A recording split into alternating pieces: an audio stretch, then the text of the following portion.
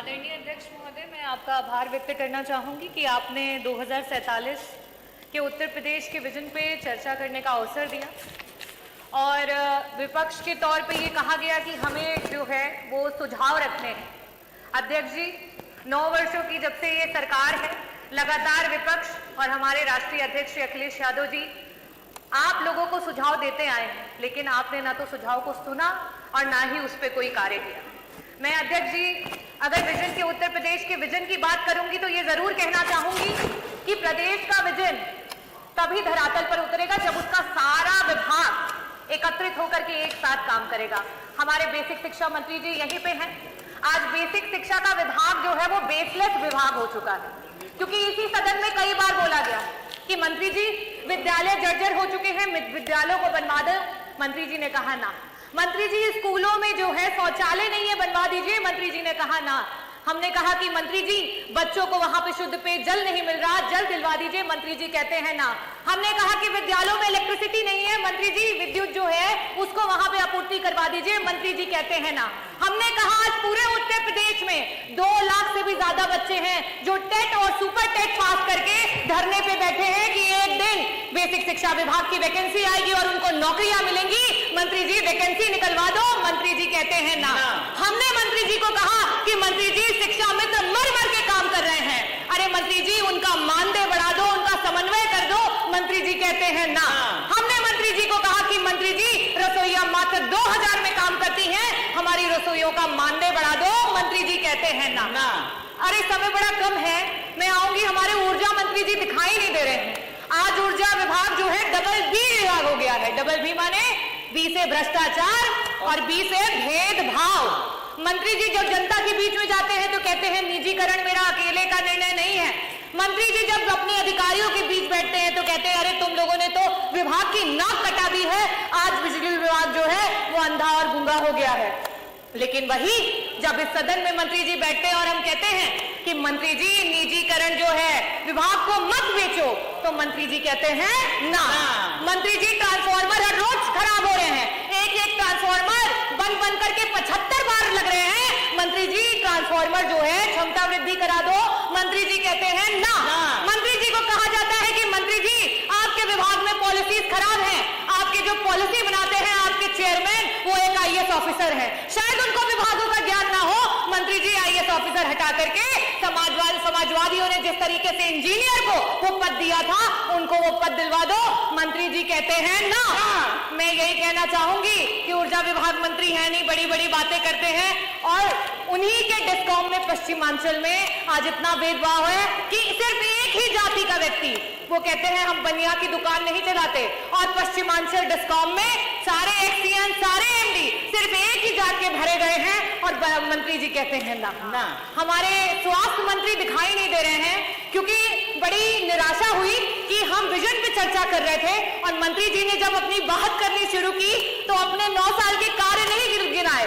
मंत्री जी का तो विभाग रेट्रोग्रेड विभाग हो चुका है, क्योंकि उन्होंने अपने 9 साल के कार्य नहीं गिनाए, उन्होंने तो पुराने कार्यकालों को गिनवा करके अपनी बात शुरू की। अपने विभाग के उन्होंने अस्पताल नहीं बताया, सबसे पहले गेहूं के उत्पादन से बात की। तो ये अपने में दर्शाता है कि हमारे जो मंत्री जी है वो क्या कर रहे हैं। मंत्री जी को कहो कि इंफ्रास्ट्रक्चर ठीक करा दो, डॉक्टर दिलवा दो, ICU के बेड बढ़वा दो, दवाइयां दिलवा दो, तो मंत्री जी कहते हैं ना। हम उस सरकार से विजन की बात सुन रहे हैं जिस सरकार में आज सरकार के मंत्री जो है वो रोड पे बैठकर धरना देने को मजबूर हो गए। हम उस सरकार से आज विजन की बात सुन रहे हैं जिनके मंत्री आज हम उप केंद्र की बात कर रहे हैं कि जौनपुर में सदरनगंज में जो है हमें उप केंद्र की आवश्यकता है, मछली शहर में बनवा में उप केंद्र की आवश्यकता है। आपके खुद के विधायक धरना दे रहे हैं, लेकिन मंत्री जी कहते हैं ना। मैं शुभकामनाएं देना चाहूंगी हमारे माननीय आबकारी मंत्री जी हैं कि आज मधुशालाएं हर जगह दिखाई दे रही हैं और हमारी पाठशालाएं बंद होती चली जा रही हैं। वाह सरकार वाह। मैं धन्यवाद करना चाहूंगी अध्यक्ष जी आपको।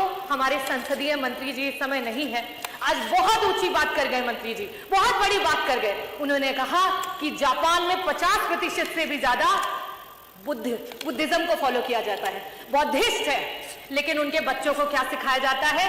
उनके बच्चों को यह बताया जाता है कि अगर भगवान बुद्ध भी आ जाए और आपके देश के खिलाफ बोले तो आप बुद्ध के खिलाफ चले जाइएगा। ये आपका देश प्रेम है। हमारा देश 80% हिंदुओं का है। 2011 के सेंसस से बता रही हूं, लेकिन उसके बाद भी अपना देश का हिंदू जो है वो खतरे में है।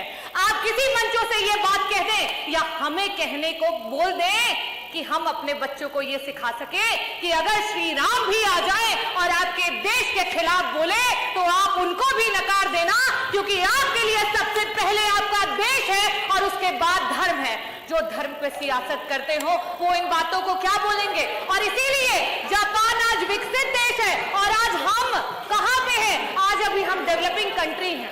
मैं अध्यक्ष जी आपका आभार व्यक्त करना चाहूंगी कि आपने मुझे विजन पे अपनी बातों को रखने का अवसर दिया और मैं चंद बातों से अपनी बातों को खत्म करूंगी। अभी पूरा नहीं हुआ है क्योंकि विभाग तो बहुत सारे हैं। अगर बोलने पे आती तो सारे विभागों की, आपके सारे विभागों की धरातल की स्थिति, और आप जो ये बात कह रहे हैं आपको बुरा लगेगा।